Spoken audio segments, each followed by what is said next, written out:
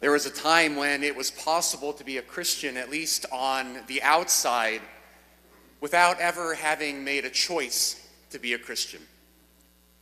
Everything around us, the culture in which we live, the values of the society that surrounded us and made up the air that we breathed, all of it was basically compatible with the gospel. It supported and even encouraged faith. It supported and even encouraged going to church. And it supported a Christian understanding of what was right and wrong, what was good and evil, what was true and false. And in a lot of ways, with a culture like that, it was easy to be a believer. But as all of you are very well aware, for the past 70 years or so, that culture has been gradually changing. And little by little, the culture began to oppose core values of the faith. And it began to look upon certain teachings of Jesus not only as wrong and outdated, but even as harmful, as inhuman. And as the prevailing culture changed, something tragic began to happen. And something that, again, a lot of you are very well aware of. Many people began to abandon the Christian faith. People who had attended church for their entire life decided to stop. Children who were raised in Christian homes, once they were out of the house and grown, chose never to darken the doors of a church again. And so many parents and grandparents lamented their loss. So many of you have lamented that loss of those people to me. And yet one thing that I hear so often when I have those conversations is that people are deeply confused. How could this have happened? Why did it happen? But the reason is actually very clear. The reason that so many people fell away from the faith is because in the middle of all of those years in which it was easy to be Christian, without our recognizing it, faith stopped being a choice. Faith stopped being a choice. It cost almost nothing. And so therefore, it was something that people did just out of habit, not out of conviction, not out of a decision. And I'm convinced that in the world in which we live right now, if the faith is going to survive in our hearts, we have to focus again on that fundamental choice. And the choice is a choice to put God first in everything. And this is not my idea. This is at the very heart of Jesus' teaching. And that's why in the Gospel of Matthew, in the very first public sermon that Jesus preaches, as he lays out the message of the gospel for everyone there in Galilee, he begins with something as radical as what we just heard. Blessed are the poor, and blessed are those who mourn, and blessed are the meek, and the hungry, and the thirsty, and those who show mercy, and the pure of heart. Blessed are the peacemakers, and all of those who are persecuted and slandered and hated and insulted because of me. What he's saying is that if you follow me, this is what to expect. But if you follow me, you will find real happiness and real peace and real life. And no one lives this way according to the Beatitudes. No one lives that way by accident. In the same way that no one loses weight by accident. No one in the history of humanity has ever stepped on the scale and seen that they've lost 20 pounds and said, oh my gosh, how did that happen? No, it's because they dieted and they exercised and they ate right. It was a choice to do that. In the same way Jesus is saying, he's making it very clear, being a disciple is a choice. What he's saying to us is if you want to be my disciple, I am going to take a lot from you. I'm going to take the control that you want to have over your life. I'm going to take your autonomy and the way that you want to call the shots. You're going to have to be poor in the sense of obeying and surrendering your will to me. I'm going to take your comfort and the superficial joy that you have at being at ease in the world.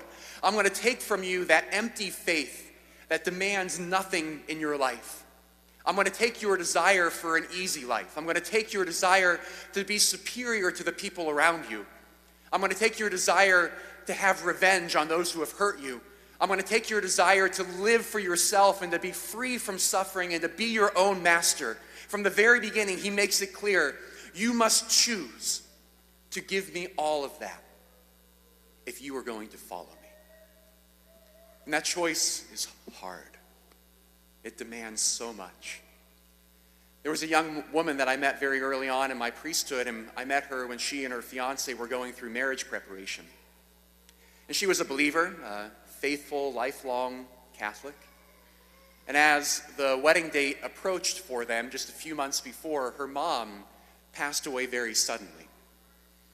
And after a few months, they decided to have the wedding go on as planned and the same date. And within a couple of months after that, they discovered that they were pregnant. And they were overjoyed, absolutely elated at being able to have a baby and to welcome a baby into their family. But just months after that, her husband was diagnosed with cancer. And life became such a struggle for them. He couldn't work anymore, and it was hard to make ends meet.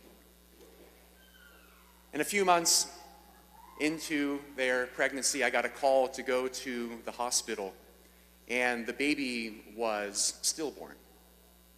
And that young mother was sitting there in the hospital room, and I walked in, and we prayed, and we blessed that little body, and just sat there in silence, because what do you say?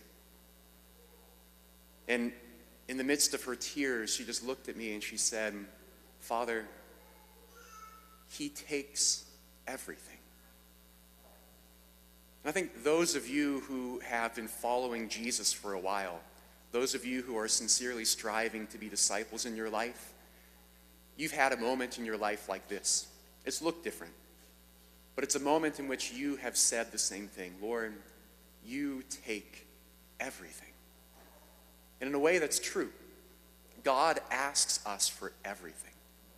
And sometimes the way that he works in order to win over our entire heart, sometimes it hurts.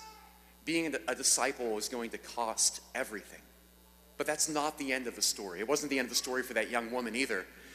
That young woman remained faithful. She kept going to Mass. She kept praying. She kept up that relationship with God. And I got a new assignment, and I lost touch with that family. I didn't know what had happened with them. But years and years later, I was at the cathedral in Lafayette for an ordination. And after the Mass ended, I was in the narthex of the cathedral, and I saw this family there. And I went over to say hi, and I saw this young woman, and her husband was there, and he was in remission, and they had 3 little children around them, and she had a smile on her face that was just worth $1 million, and they looked so incredibly happy, and things were clearly good, and you could tell that there was such a healing that she had received in her heart. And I told them how happy I was to see them happy, and her response was, thanks be to God. He has given us everything. And that's what it means to be a disciple. It means that on the one hand, yes, we surrender everything to him. We allow him to take everything, no matter the cost. But we do that knowing that he never takes more than he gives. That if we give him everything that we have, he gives us everything that he has. And that's why Jesus in the Beatitudes calls people that are destitute and that have nothing blessed, happy, exultant, because he gives everything. And friends, in a culture that no longer values faith, living as a disciple, living according to the Beatitudes, it is impossible to do alone.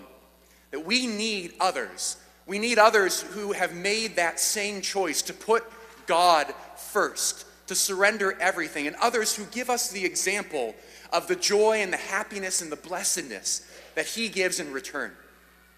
And that's why I love this parish. Because for years, we have been up here and we've been preaching this message. It says, God first. And more of you are saying yes to that call.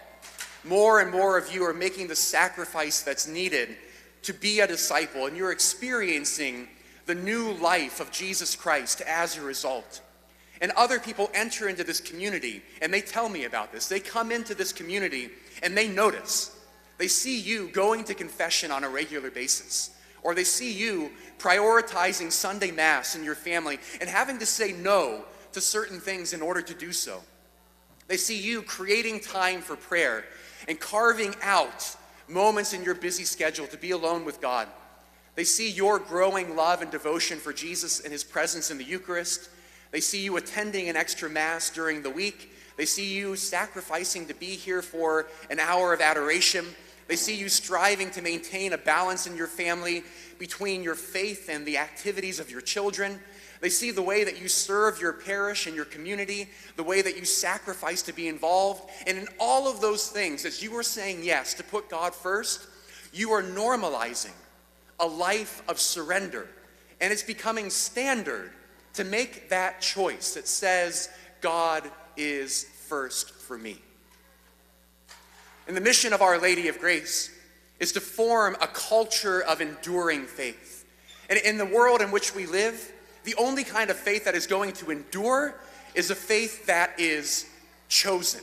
And again, it is frightening to choose that faith. But we know that if we can create a community here of people who are striving to do this together, then others are going to see that. They're going to take note of it, and they're going to realize that they're not alone. They're going to realize, I can do this too because I have this community of people around me. And what I see year after year after year is that that culture continues to grow, and it is so encouraging as a priest. And many of you too, you share with me that if you didn't have this parish, your life and your faith would be so much less.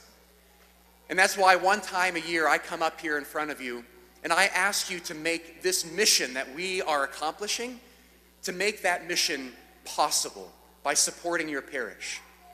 And I want to invite you to partner with us in that mission of forming a culture of enduring faith in 3 different ways today. 2 of these ways are ways that I present to you every single year.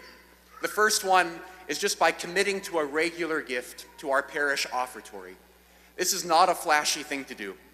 The parish offertory is a fund that keeps the lights on. It pays the bills. It pays to clear the snow from the parking lot. It pays our amazing staff and their salaries. It makes our mission possible in the most fundamental ways.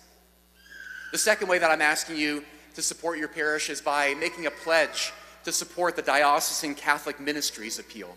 The CMA pays for the expenses of the diocese. It pays to educate seminarians like Hector Garcia, a son of our parish who went off to the seminary for the first time last fall. It pays for the ministries of the bishop and to support him. It pays for all kinds of administrative services that the diocese gives to the parish, and it pays to connect us to the universal church. And so those are the 2 fundamental things that we always need and we're going to keep needing from you. The third thing that I'm asking you to consider supporting today is something that I'm incredibly excited about. It's something that we've been working on for years and that we're finally launching publicly for the first time this weekend. And it's a new capital campaign. The reality is that this culture that I'm talking about, it works and it's been working. And because it works, we are in trouble. Sunday Mass attendance has increased by 40 to 45% over the past 6 years. That's like 700 to 800 people per weekend. 450 new families have registered during that same time at the parish.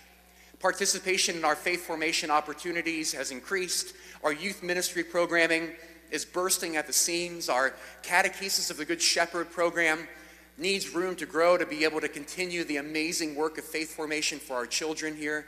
Our school enrollment is at a record high, and God is at work here in unbelievable ways. And the question that keeps us up at night is, where are we going to put all of these people? And after a lot of planning, we're presenting this weekend phase 1 of a plan to handle all of this growth that we've seen and that we're still expecting. And phase 1 includes 4 different things. It includes creating a home, a new home for our preschool. Second, it involves creating a new home for our adult small groups and youth ministry.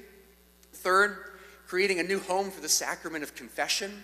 And fourth, creating a new home for our brothers and sisters at our sister parish in Haiti.